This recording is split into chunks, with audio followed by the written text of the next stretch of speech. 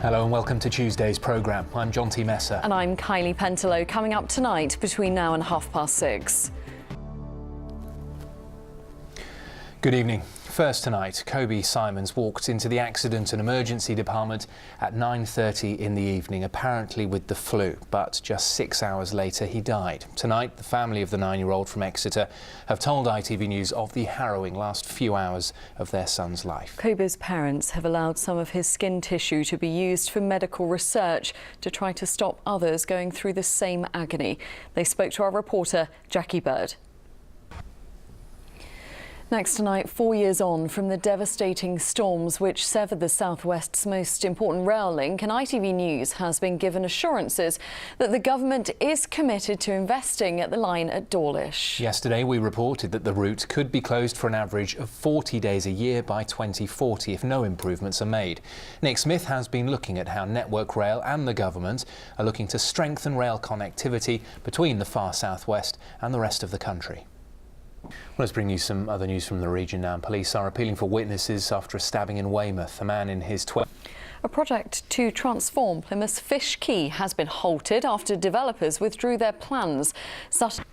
Armed Forces veterans are being invited to take part in a study by Exeter University to investigate stress levels. It's difficult to remember a time, isn't it, when we weren't all glued to our computers, phones and iPads, both at work and at home. Today is Internet Safety Day. That's a chance to reflect on our ever-changing relationship with technology. But with access to the web getting quicker and easier all the time, how do we make sure our children are staying safe? Sam Blackledge reports. Well, earlier I spoke to Laura Higgins from UK Safer Internet Centre, which is based in Exeter, and I asked her about today being Safer Internet Day and also why it's important to teach children about being safe online. That was Laura Higgins there from the UK Safer Internet Centre. Now you're watching ITV News here in the West Country. Thanks very much for choosing us this evening. Still plenty more to come on the programme before 6:30, including We'll Be With the People. And after us, the ITV News continues with the national and international stories at 6:30. Mary Nightingale has the details.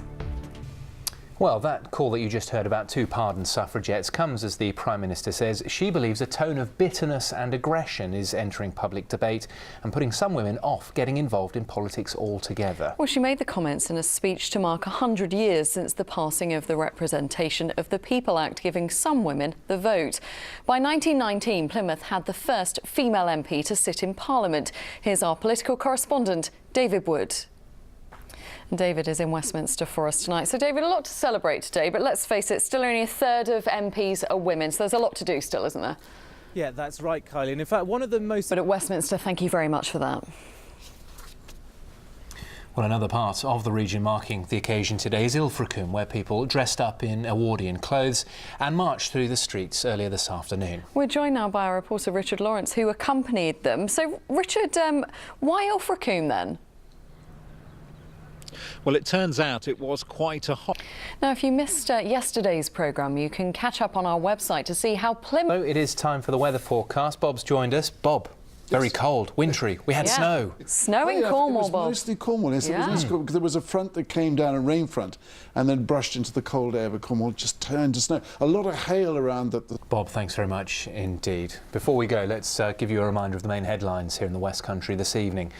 And that's all from us this evening. I'll be back, though, with the late news at the usual time of 10:30. Now we'll hand you to Mary Nightingale as the ITV News continues. From all of us here, very good evening. Bye-bye.